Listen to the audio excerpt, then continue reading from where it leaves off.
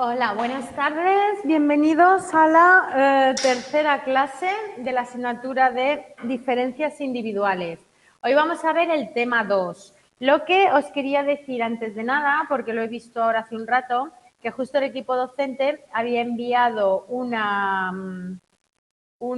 email, ¿vale? Por si alguno anda despistado y no ha hecho todavía lo de... esperad que voy a ver, sí, se está grabando. Por si alguno anda despistado y no ha hecho todavía lo de redireccionar su cuenta de correo electrónico y tal y se pierde, ¿sabéis lo que os digo? A ver, madre mía, la veces que he repetido esto. Nosotros tenemos una cuenta de correo de la UNED, ¿vale? Y todos los comunicados que hacemos los hacemos a esa cuenta de correo. Y hay algunos alumnos que, claro, que se olvida de mirarla. Entonces, no se entera de las cosas que le llegan. Entonces, siempre aconsejamos, hay en esto de herramientas y tal, la posibilidad de redireccionarla a vuestra dirección de correo habitual, si es Hotmail, Gmail o lo que sea, y así os aseguráis que no os perdéis nada, ¿vale? Entonces, bueno, por si acaso alguien todavía se pierde de todo esto, os lo digo porque es que justo lo he visto que había llegado ahora, que dice que informan que siguiendo el cronograma, el próximo lunes 9 de marzo, ¿vale? Tendrá lugar por la tarde el primer examen en línea correspondiente a los 4 temas del bloque 1. Asimismo, el martes 10 también podrá realizarse en horario de mañana, ¿vale? Con lo cual, no va a ser que el día 9, porque teníamos el día 9, no va a ser que unos por la mañana y otros por la tarde, sino que el 9 por la tarde y el 10 por la mañana, ¿vale? Dice, la prueba estará disponible 2 horas en horario de tarde-noche, hora peninsular, y 1 hora en horario de mañana. Anda. O sea, que por la tarde-noche 2 horas y por la mañana solo 1. Solo se puede realizar una de las 2 pruebas, ¿eh? Claro. Que nadie diga, uy, me ha salido fatal, mañana la repito. Dice, el sistema registra todos los intentos realizados, incluyendo los intentos en paralelo en distintos navegadores, por si a alguno se le ha ocurrido la feliz idea. El lunes 9 el horario será de 8 a 10, de 20 a 22 horas. Y el martes 10 el horario será de 10 a 11 de la mañana, ¿vale? Dice, la experiencia de todos los años es que la gran mayoría de los estudiantes realizan esta prueba en línea en el periodo de tarde. El enlace al examen se activará a la hora de inicio prevista, por lo que no podréis entrar hasta ese momento.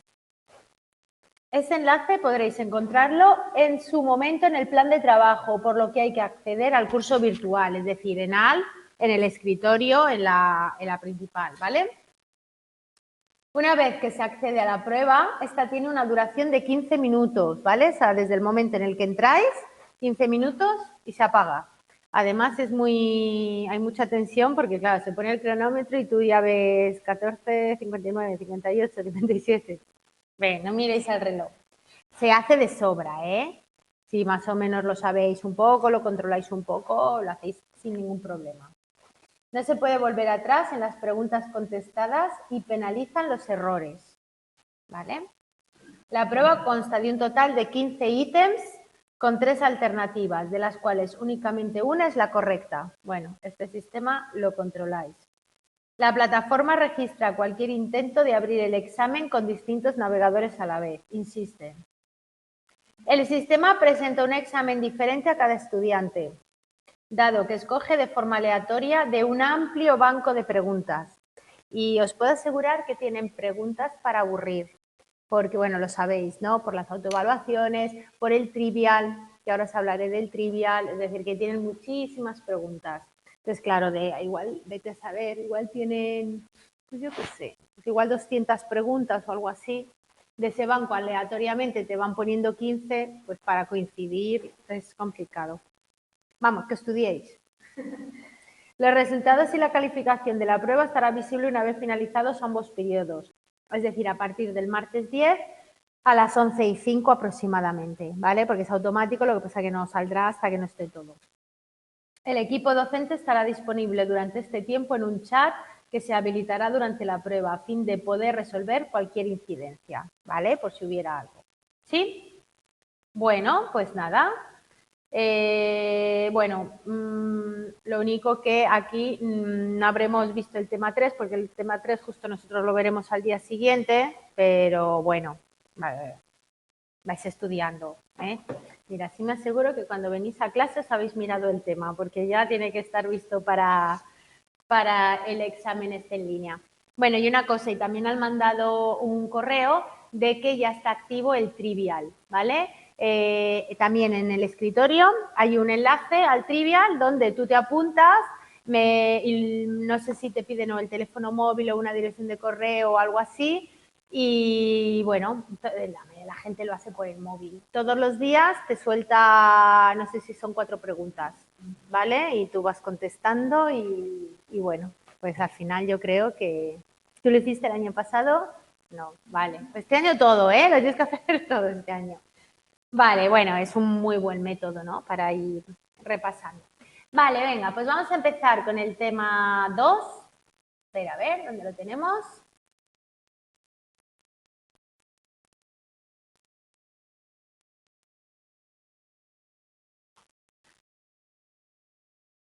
Aquí. Vale. Y disculpadme los de casa, que no os he saludado como os merecéis, que he ido ya deprisa. Asunción, buenas tardes. A Celaya, que ahora no me acuerdo de cuál era tu nombre, que me lo dijiste el otro día. Son de los 4 primeros temas. No, el examen... Ah, bueno, sí, perdón. Es del 1, 2, 3 y 4, sí. Ah, sí. Pero vamos un poquillo atrasados. Nos van a faltar 2. Bueno, en algún momento creo que nos ponemos al día. Sí, es de los... El bloque 1 es del 1 al 4. Tienes razón. Hola. Paloma, ¿cómo estás? ¿No vas a venir por clase? Laura, Beatriz, Marisa. Bueno, pues a ver si te vemos por aquí. Vale, bueno, pues vamos a centrarnos para entender bien lo que estamos haciendo y lo que estamos estudiando. Los temas 1 y 2 son sobre todo la parte histórica, ¿no? Es decir, cómo ha ido evolucionando el estudio de las diferencias individuales y de la disciplina de la psicología de las diferencias individuales, ¿de acuerdo? Entonces, en el tema 1 vimos lo que sería la etapa precientífica y el establecimiento de las diferencias individuales como disciplina, ¿verdad? Con todos los autores que vimos el otro día, ¿no? Cómo empezaron con los test mentales, con el estudio de las diferencias, cómo lo iban estableciendo. Bueno, y en este tema 2 lo que vamos a ver es el periodo clásico, que esto lo tenéis que tener muy claro. El periodo clásico que llama, que son de los años 20 a los años 60. Después del periodo clásico va a venir una crisis de los años 60 a 70 y después va a haber un resurgimiento de la psicología de las diferencias individuales y digamos que más o menos ya nos ponemos en la actualidad. ¿De acuerdo? Perdonad que no he puesto la diapositiva. Vale, esto lo tenéis aquí en la plataforma. Cuando veáis cuando os metáis en Inteca os podéis descargar este documento, ¿vale?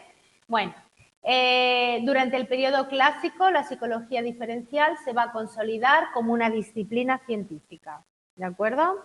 Esto es importante.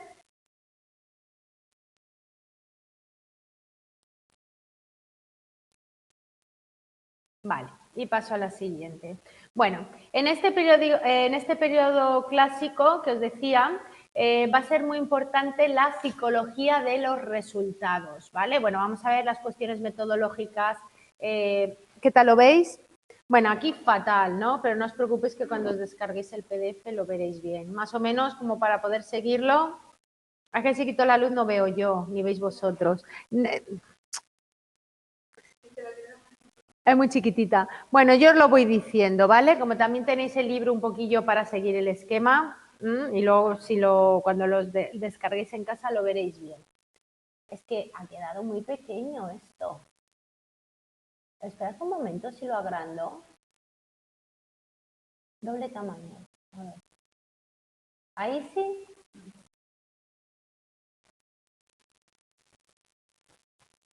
Perdonad.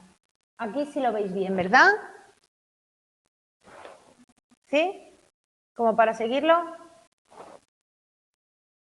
Vale. Bueno, pues venga, vamos a ir a las cuestiones metodológicas. Bueno, decíamos que, vemos aquí, vamos a centrarnos en la psicología de los resultados, que no de los procesos. ¿Os acordáis que decíamos que en la etapa anterior, precientífica, sobre todo destacaban los trabajos de Wundt y de los procesos mentales generales, ¿no? Los que se podían aplicar a toda la población, pero que eso ya no nos interesaba porque nosotros queríamos ahondar en lo que era la individualidad de cada uno, ¿verdad? Bueno, pues ya no nos van a interesar tanto los procesos como los resultados, ¿vale? Es decir, el observar el comportamiento, las diferentes conductas que hay ante el mismo estímulo o diferentes estímulos, ¿de acuerdo? Y a partir de ahí poder sacar nuestras conclusiones de diferencias individuales entre las personas, ¿de acuerdo?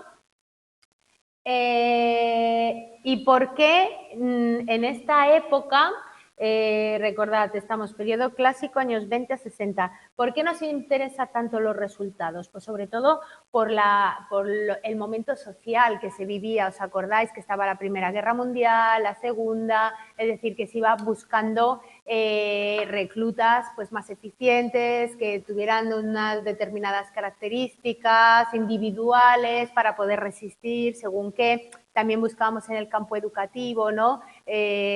A quien tenían rasgos o características que podían prever que iban a tener éxito académico, etc., ¿no? Entonces, digamos que por eso empieza a interesar lo que es la psicología de los resultados. Y aquí tenemos el primer, aquí, que se hace análisis de respuestas y desarrollo del paradigma respuesta-respuesta. Vale. Sabéis que tradicionalmente existía el paradigma de estímulo-respuesta, ¿verdad? Que era un paradigma experimental. ¿Por qué lo llamamos experimental? Porque sabíamos que si influíamos en el estímulo, si lo íbamos cambiando, obteníamos una respuesta diferente, ¿os acordáis? ¿No? Lo de la variable independiente y la variable dependiente. Entonces, por eso se le llama experimental. Y dice, relaciones estímulo-respuesta. Su centro de interés eran los cambios o la variabilidad general de las respuestas ante condiciones estimulares diferentes, ¿vale? Pero a las diferencias individuales le interesa mucho el paradigma correlacional. De hecho, es el fundamental. Esto, quedaros con ello. El paradigma correlacional es el principal que se utiliza en el estudio de las diferencias individuales. ¿Y qué era correlacional? Que sin necesidad de intervenir ni de modificar nada, lo único que vamos a estudiar son las diferentes respuestas que ante el mismo estímulo dan las diferentes personas, ¿vale? Y a partir de ahí podemos hacer relaciones y podemos hacer comparaciones entre unos y otros, ¿vale? Y como marco aquí es el característico de la psicología diferencial clásica, ¿vale? Eso es importante.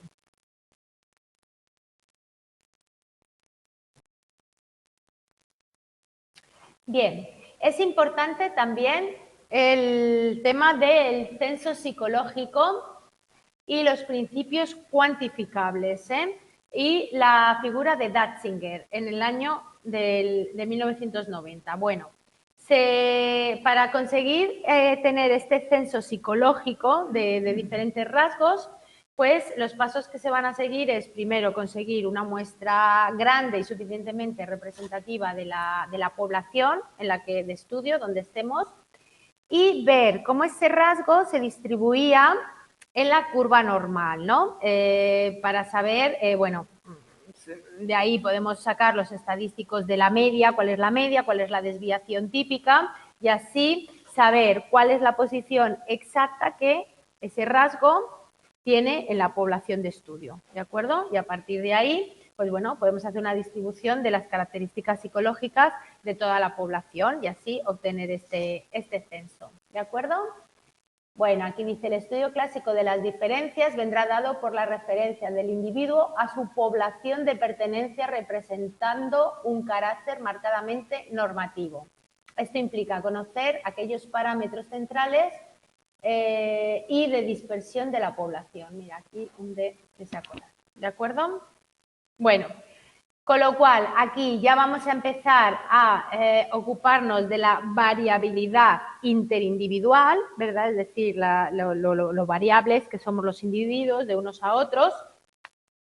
También del carácter normativo en referencia a su población y como vemos ya se van aplicando principios cuantitativos, ¿no? Al ver la posición que va ocupando cada uno.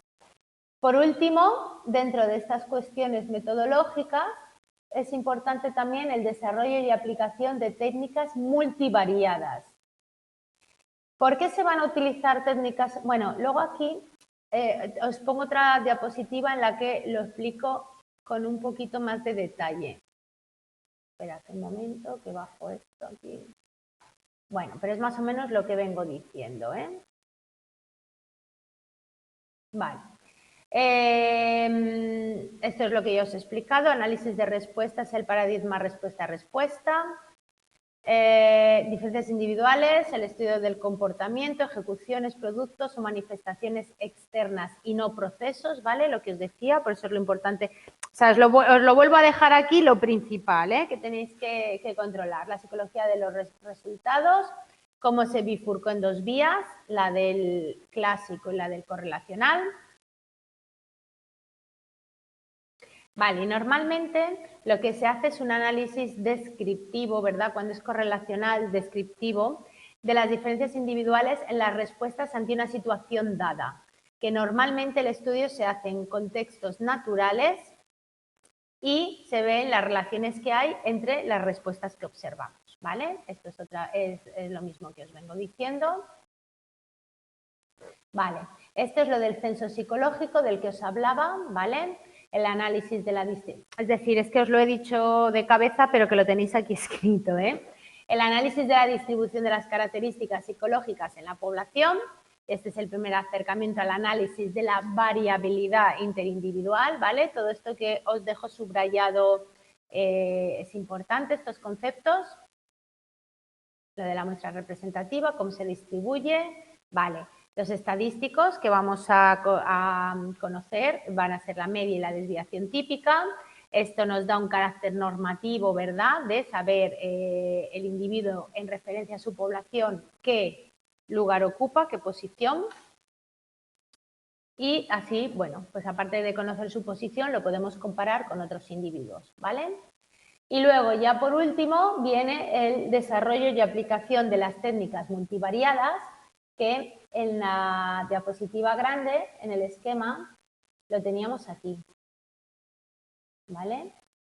Bueno, ahora ya como que estoy cogiendo un poco de pericia en esto. Ah, no estoy cogiendo pericia. Intentaba hacerlo tipo tablet, o sea, lo que he hecho ha sido una raya. Vale, bueno, pues como veis, desarrollo y aplicación de técnicas multivariadas. Estas técnicas multivariadas van a ser cuantificables y comparativas, ¿vale? ¿Y por qué? Bueno, pues porque como estamos diciendo, hay un impulso de la psicología correlacional, con lo cual se empieza a utilizar mucho el análisis factorial, porque esto permite sistematizar y simplificar mucho los datos y tiene una cierta relevancia social y proximidad a la vida real. ¿De acuerdo?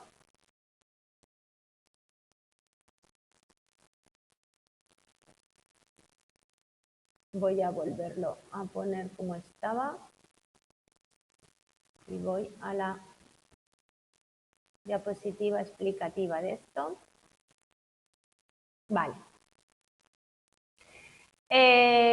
Lo que os decía, principios cuantificables y comparativos. la psicología diferencial creció como una metodología multivariada, con múltiples técnicas psicométricas, con un lenguaje estadístico propio y con el desarrollo de la técnica del análisis factorial, que se consolida como una tradición con entidad propia de la psicología científica, que a la vez contribuye a la psicología general. Bueno, vamos a pasar al siguiente.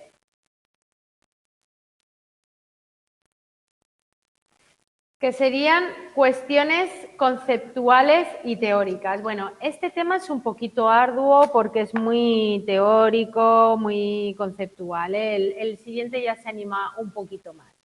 Bueno, estamos hablando de los modelos factoriales de rasgos, sus dimensiones y estructuras. Bueno, lo que se va a intentar es, para poder llegar a estos rasgos, el saber cuáles son las unidades básicas de análisis, ¿vale? Que luego sabremos qué es el rasgo. Y para llegar a estas unidades básicas de análisis, está claro que han de ser universales para poderlas aplicar a todo el mundo por igual. Con lo cual no nos queda más remedio que fijarnos en el sustrato biológico que pueden tener, ¿no? En lo que sería lo innato. Y así damos en el paradigma de estímulo, organismo, respuesta, ¿vale? Porque hasta ahora no estábamos metiendo la variable organismo para nada, era un estímulo y una respuesta. Pero ahora digamos que hay un nuevo avance en el que el sujeto también se le considera como parte más activa del proceso y se tiene en cuenta su sustrato biológico también para entender la respuesta que da, ¿vale? Por esto pasamos a este nuevo paradigma donde el organismo también tiene algo que decir, es importante, digamos, ¿no? Bueno, dice, esperad que os lo pongo esto en grande para que lo veáis. Bueno, vamos a ver esto y luego volvemos al cuadro. Dice, el primer objetivo de la psicología diferencial clásica fue encontrar sus unidades básicas de análisis, ¿vale? Para poder comparar a estos individuos. Y estas tenían que ser representativas de toda la especie humana, ¿vale? Lo que os acabo de decir. Y esta universalidad sería de origen genético y con un sustrato biológico, ¿vale? Por eso entra el organismo a concurso, digamos. Bueno, se va a usar el análisis factorial tanto para investigar en inteligencia y en personalidad, y con este análisis factorial lo que se consigue es determinar si estas relaciones que hay entre las respuestas están producidas por factores latentes no observables que se corresponderían con sus unidades fundamentales, que serían los rasgos. Es decir, por ejemplo, el rasgo de ansiedad, ¿vale? Está formado por otros muchos factores latentes, como pueden ser pues la sudoración, agitación, voz entrecortada, sensación de mareo, impaciencia, impulsividad, es decir, que puede haber muchos rasgos latentes y subyacentes y que todos ellos nos lleven al rasgo final de ansiedad, ¿vale? Entonces, bueno, mediante este análisis factorial es como vamos entresacando cuáles son estos rasgos principales, ¿de acuerdo? Entonces, dice el paradigma estímulo, organismo, estímulo, ahora se convierte en organismo, estímulo, respuesta, es decir, que el individuo es un agente activo que provoca cambios en su entorno. ¿De acuerdo? Bueno, yo sé que esto es un poco aburrido, pero se entiende lo que... Vale. Voy a volver al...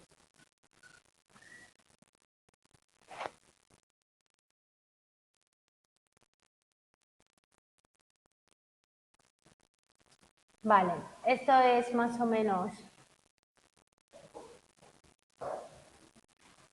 lo que yo os he dicho, ¿vale? Estos modelos factoriales de rasgos, sus dimensiones y estructuras.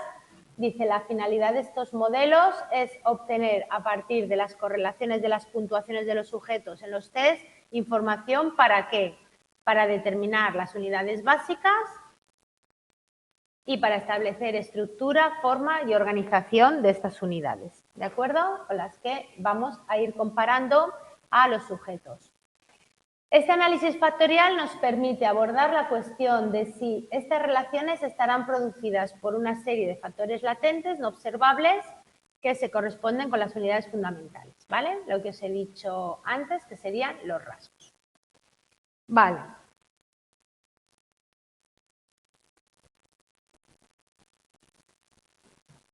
Bueno, en la página 69, esta sí que os voy a llamar la atención para que le echéis un vistazo, está el cuadro 2.5, que sí que entra y es importante, que es el enfoque clásico de la investigación psicológica de las diferencias individuales, ¿vale? Recordamos que todavía estamos en el periodo clásico, los años 20 a 60, ¿vale? Entonces, bueno, este enfoque clásico, las características principales que tiene, bueno, las tenéis en negrita y son todas importantes, ¿eh? Quedaros con muestras amplias y heterogéneas, ¿vale? Para que sean representativas. Evaluación de la variabilidad de estas respuestas en los distintos individuos, ¿verdad? Según los contextos. Que se utiliza metodología multivariada, ¿vale? Que esto ya os lo vengo diciendo. La más representativa, el análisis factorial,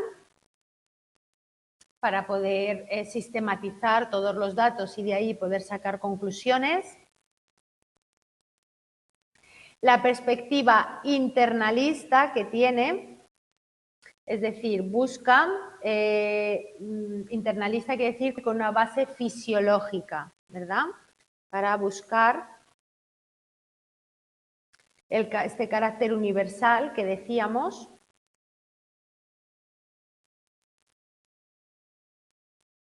Se va buscando el estudio de la estructura y, muy importante, tiene un claro potencial predictivo en las áreas aplicadas, ¿de acuerdo? Es decir, fijaos que las diferencias individuales, dos áreas de aplicación muy importantes que tienen son en la psicología académica, digamos, la de la educación, y en la psicología aplicada. En la psicología académica sería más teórica, más generalista, más científica, mientras que en la psicología aplicada pues sería más práctica, más tecnológica, instrumental. Pero fijaos que dice, claro, potencial predictivo, porque claro, lo que vamos buscando mucho en el estudio de las diferencias individuales es muchas veces predecir cuál va a ser la conducta de la persona para una mejor intervención, ¿de acuerdo? Entonces, por eso nos es importante hacernos bien y conocer los rasgos de personalidad, por ejemplo, si estamos en una intervención con algún problema, algún trastorno psicológico, porque, bueno, desde la inteligencia sería el más para a lo mejor el área educativa, ¿no? Pero lo de la personalidad sería más en un ámbito más clínico, lo importante que esta variabilidad interpersonal que hay, lo importante que es para el psicólogo conocerla, ¿no? Para poder predecir futuras conductas y, bueno, para también saber llevar la intervención de una manera o de otra, ¿eh? No es lo mismo estar... Bueno, los Big Five, por ejemplo, sí que los ya habéis oído hablar de ellos, algo los habéis estudiado, ¿no? Bueno, pues uno de los rasgos de los Big Five es el rasgo de neuroticismo, ¿no? No es lo mismo hacer una intervención con una persona con un alto grado de neuroticismo que con uno bajo, ¿no? Hay que medirlo todo más, hay que entrar por otros sitios, es decir, que todo esto tiene una aplicación luego que la iréis viendo muy importante, ¿eh? Lo que pasa que, bueno, estos primeros temas pues se quedan en lo arduo un poco y todo conceptual, historia, ¿no? Pero bueno, también es importante para saber de dónde viene y cómo se llega aquí, ¿no? Bueno, pues pasado este periodo clásico, ahora ya vendría la crisis, ¿verdad? La crisis de esta disciplina, de la psicología diferencial clásica y los nuevos planteamientos que surgen. Esperad, que hay otra diapositiva aquí.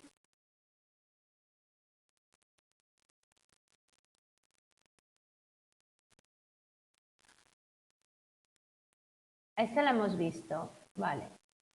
Y ahora tengo que bajar. Oh, qué mal esto, de verdad.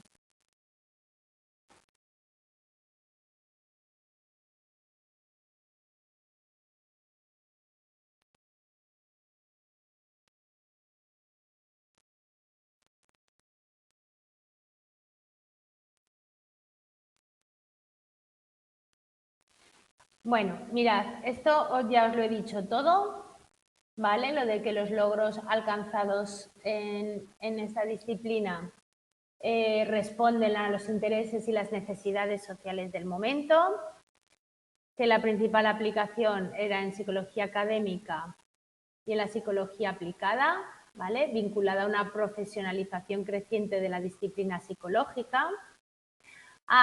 Este es importante, este autor Caparrós resalta que el impulso y la justificación definitivos para la profesionalización de la psicología surgieron del estudio de las diferencias individuales. ¿De acuerdo? O sea, que fijaos lo importante que es este campo de la psicología. Cuántas aplicaciones tiene y cuántas cosas dependen de él. Bueno, ¿y ahora por qué no pasa a la siguiente?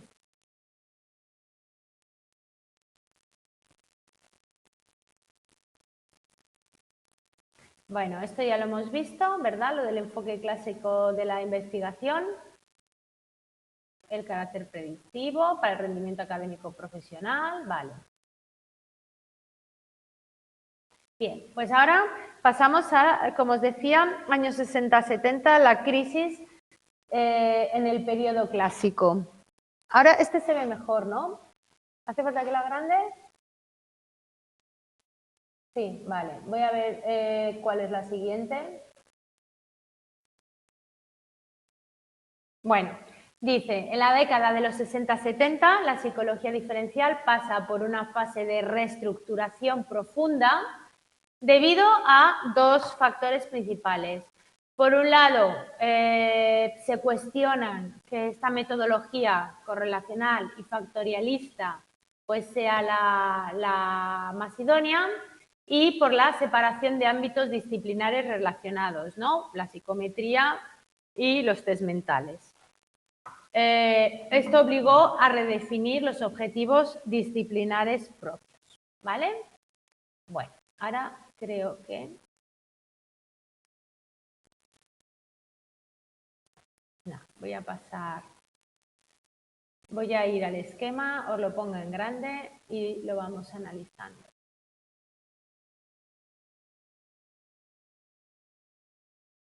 Vale. Bueno, dice, la crisis. ¿Por qué se debió esta crisis? Bueno, pues por un lado, por el reduccionismo simplista de la psicología diferencial clásica. Pensaban que los objetivos eran excesivamente simples y que tenía un reduccionismo metodológico, ¿vale? Esto es lo principal. Como os decía antes, ¿no? Que se limitaba solo a lo correlacional y al análisis factorial. ¿Qué crítica se le hace a las técnicas del análisis factorial? Bueno, pues para empezar, dicen que hay una falta de acuerdo en la naturaleza de los factores que cogen para los estudios, y se le hacen ciertas críticas metodológicas, ¿no? Como que las muestras no son suficientemente grandes y, por tanto, que con ellas no es posible ver bien la variabilidad de toda la población, que la combinación diferencial de factores, una cierta subjetividad, porque dice que pueden elegir diferentes números de factores, de técnicas de rotación, y claro, pues que eso al final puede dar resultados muy subjetivos, ¿no? También otra de las críticas es la circularidad, ¿no? Que dice que la naturaleza de los factores se definen a partir de las mismas características que los constituyen. Bueno, esto da el libro un ejemplo muy ilustrativo, que dice que no podemos definir el rasgo de alegría a partir de decir que se trata de algo extrovertido, ¿no? De alguien extrovertido, o el rasgo de la extroversión diciendo que es alguien alegre, porque estamos en una circularidad, ¿no? Es como que estamos diciendo lo mismo, utilizamos los mismos factores. Y lo dice que no sirve para verificar hipótesis causales, claro, porque se mueve solo en lo correlacionado, ¿vale? ¿Qué más críticas se le hace?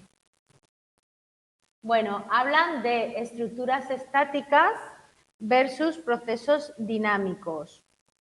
Es decir, el estudio de las diferencias individuales, siempre hay, como hemos dicho, procesos psicológicos subyacentes, es decir, es algo dinámico, cambiante y además tan dinámico como que hay que tener también en cuenta la interacción que se da con el ambiente, ¿verdad? Que esto va a ir entrando poco a poco, bueno, superado este periodo clásico, ¿no? Se va a empezar a hablar de lo biopsicosocial, ¿no? Es decir, que empieza a haber una interacción entre lo biológico, lo psicológico y lo social, ¿no? Y claro, que realmente solo cuando tenemos en cuenta esta interacción es cuando realmente más individualizado está la persona, ¿no? Porque se puede coincidir en ciertos rasgos de temperamento, en rasgos innatos, congénitos, pero estos cuando interaccionan con el ambiente ya también nos van a hacer ser diferentes al otro, ¿no? Entonces, bueno, ahí digamos que estaría como la esencia de la mayor individualidad del ser humano. Bueno, aquí, ¿qué nos va a decir? Estructuras estáticas, dice, las estructuras generadas a partir del análisis familiar, factorial y los modelos psicométricos de rasgos fueron cuestionadas por su carácter marcadamente descriptivo, clasificatorio y escasamente explicativo, ¿vale? Era solo, pues eso, describir. Bueno, también ahora se va a pasar del personalismo al interaccionismo, que es un poco lo que os venía diciendo. El personalismo supone internalismo. Y el internalismo tiene como características la consistencia y la predictibilidad, ¿eh? Es decir, bueno, la persona como aparte de la situación, ¿no? Donde, bueno, volvemos a ver respuesta, sin tener para nada en cuenta la situación, ¿de acuerdo? Ni el aprendizaje, claro, que pueda ir adquiriendo con las diferentes situaciones. Con lo cual, una cosa muy importante que nos tiene que quedar en la cabeza es que ya en los años 60 ya es rasgo más situación, ¿vale? Ya empieza a haber una interacción importante entre estos dos. Y por último, va a hablar de conceptos tan importantes como consistencia, estabilidad y coherencia en la conducta, ¿vale? Hablamos de que hay estabilidad temporal, regularidad de la conducta en el tiempo, consistencia transituacional, comportamientos similares en distintas situaciones. Y bueno, coherencia no está aquí puesto, pero bueno, la coherencia sería tener conductas similares ante situaciones percibidas intraindividualmente como equivalentes, ¿de acuerdo? Es decir, situaciones percibidas intraindividualmente, es decir, que el mismo individuo perciba como equivalentes las situaciones, ¿de acuerdo? Y que reaccione de la misma manera, que tenga conductas similares ante ellas. Un mismo individuo reaccionando con coherencia, ¿vale?, ante diferentes situaciones.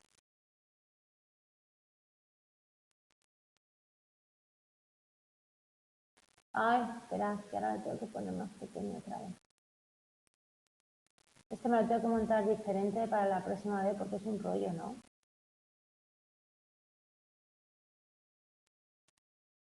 Bueno, esto también os lo dejo aquí como resumen que es importante. Dice, en los años 50 se generaliza el uso de computadores para las labores del cálculo que precisaba el análisis factorial, ¿verdad? Porque ya sabéis que esto no se hace a mano.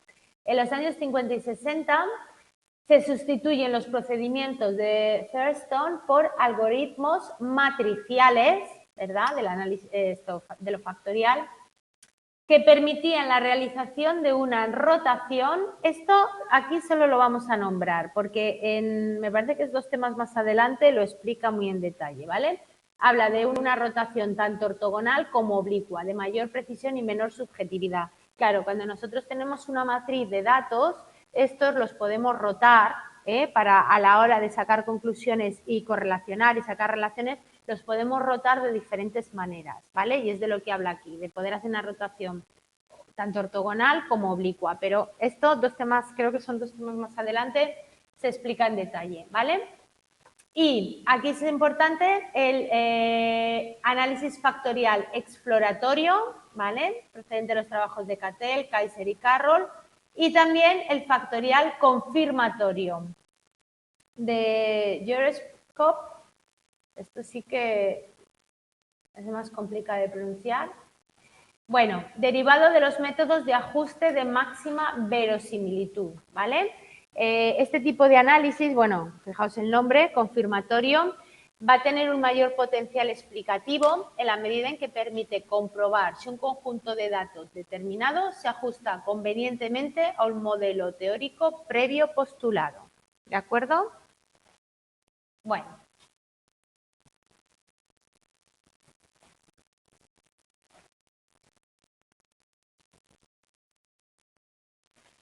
Nivel de generalidad de los postulados diferencialistas.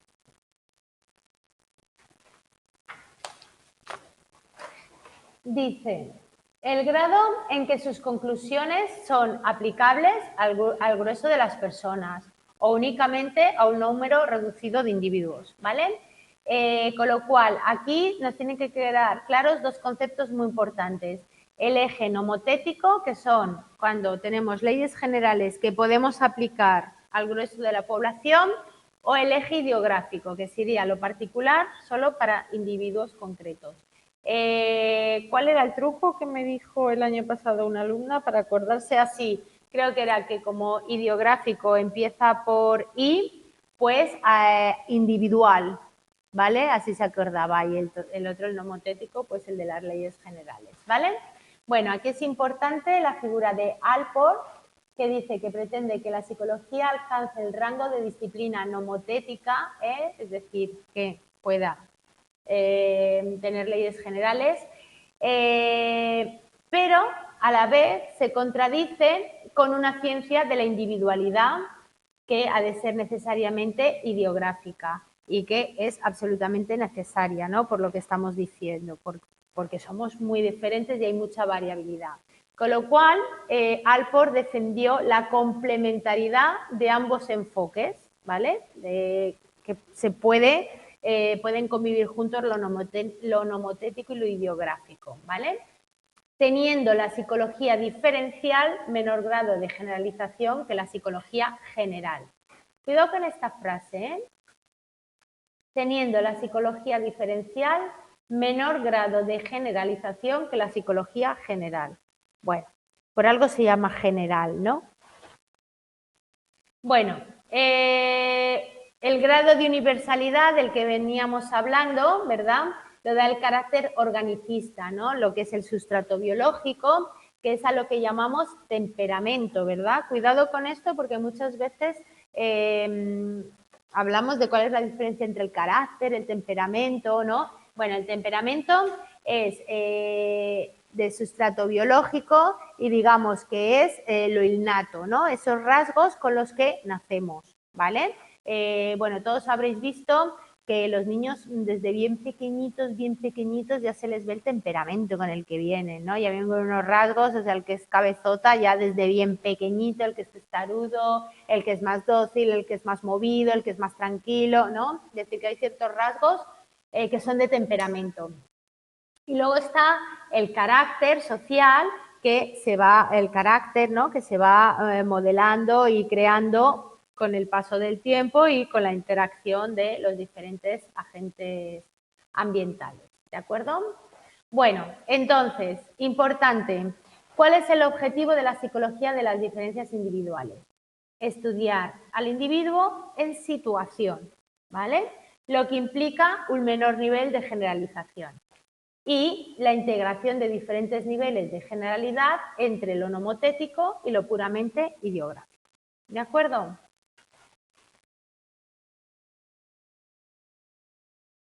Bueno, voy un poco rápido porque es que si no es imposible ver todo el tema, ¿eh? Porque menudo tochito. Sí, pero bueno, yo lo hablo así rápido, pero bueno, os dejo el esquema con lo principal y luego... ¿Esto qué tal? ¿Lo necesitáis también? Bueno, perspectivas actuales en el estudio científico de las diferencias individuales. Esperad que miro a ver que tengo la siguiente. Vale, nos vamos a quedar aquí y la pongo un poquito más grande. Vale, bueno, pues hemos dicho periodo clásico años 20-60, la crisis 60-70, cuando nos cuestionamos todo lo visto en el periodo clásico y ya viene el resurgimiento, ¿no?, de la psicología diferencial, que serían estas perspectivas actuales que tenemos en el estudio científico de las diferencias individuales. Bueno, ¿qué se va a buscar? Hemos dicho una integración de objetivos, por un lado, y de los métodos de investigación, que como hemos visto es imposible, no va bien utilizar solo técnicas correlacionales, ¿vale? Y tenemos que hacer una investigación que sea tanto descriptiva como explicativa, ¿vale? Es decir, que describa la conducta, pero que también explique las causas, ¿de acuerdo? Bueno, hemos visto que se va buscando actualmente la integración de constructos bajo una perspectiva holística, ¿verdad? ¿Sabemos lo que es lo holístico? ¿Sí? ¿Cómo definiríamos lo holístico? La holística. Una perspectiva holística. ¿Qué significaría una perspectiva holística? ¿General?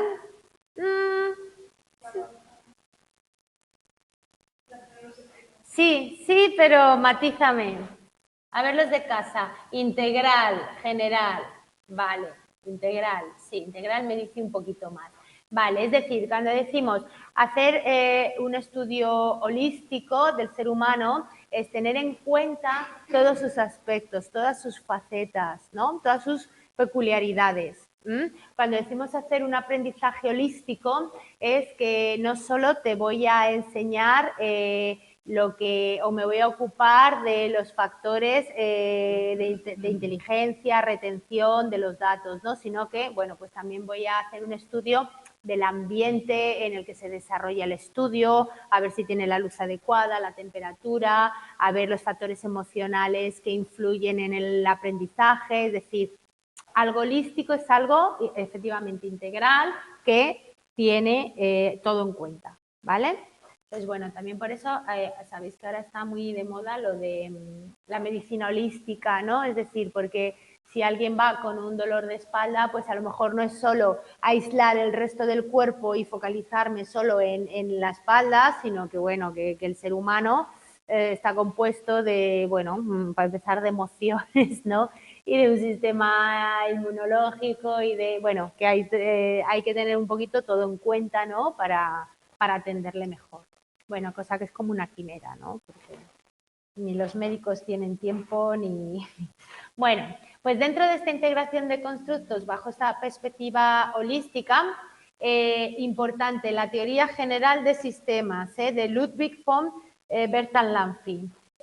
Bueno, esta teoría general de sistemas es muy importante, la vais a ver además en diferentes asignaturas a lo largo del grado. Y bueno, nos dice que los sistemas son abiertos y hay intercambios constantes con su entorno, ¿no? Tanto de materiales como energéticos, ¿verdad? Y se va a basar en, por un lado, la estructura, que dentro de esta estructura va a haber tanto objetos como los atributos de estos objetos, y por otra parte va a haber procesos en los que el ambiente va a estar también guiado por las relaciones que se den en él, ¿de acuerdo? y conjuntamente formarán los procesos. Y luego tenemos la teoría multifactorial sistémica, fundamentada también en la teoría general de sistemas, más la teoría de Royce y Powell del procesamiento de la información. ¿De acuerdo? Esto va a unar las dos. Y luego, por último, que no está aquí, vendría dentro de esta perspectiva holística, pero os lo he puesto en la siguiente página. Sí, porque esto requería mayor explicación. Vendría la teoría triárquica de la inteligencia de Sternberg, que nos va a decir que los procesos cognitivos internos del individuo hay que sumarles las capacidades derivadas de la interacción del ser humano con su mundo, ¿vale? Es decir, no solo son los procesos cognitivos, sino las interacciones, bueno, la capacidad que el ser humano tiene para interaccionar, ¿no? Aquí, bueno, pues ya iría desde la capacidad de adaptación, de integración, de relación social. Bueno, y en el área de la personalidad tenemos aquí dos autores importantes, Michel y Schoda, que proponen un marco unificador e integrador de dimensiones y procesos, denominados el sistema de procesamiento cognitivo-afectivo. Fijaos este marco holístico en el que nos estamos moviendo, ¿no? En el de integrar, pues esto, todo tipo de procesos. Y lo dice, en las últimas décadas hay una tendencia a la integración de aspectos de la personalidad y de la inteligencia también, que antes se concebían de forma separada. Sí, porque hoy día, cuando estudiamos la inteligencia, ya no es solo el coeficiente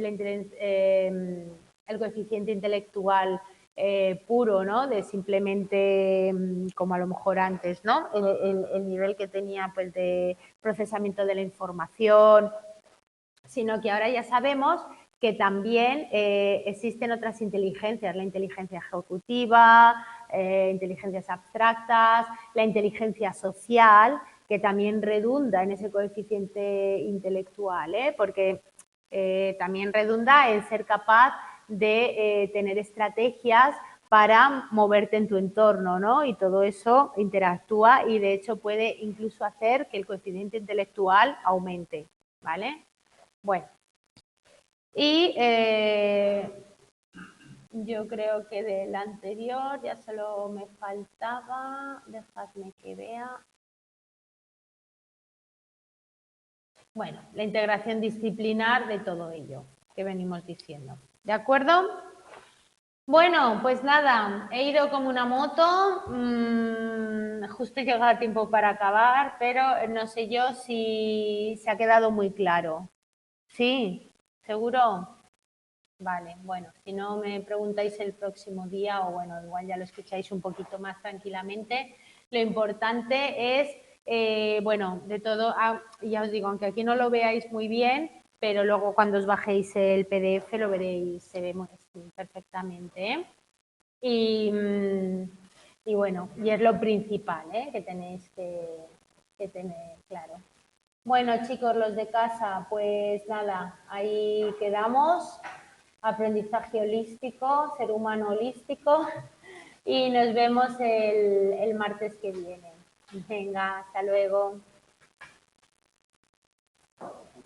Vale, hasta luego.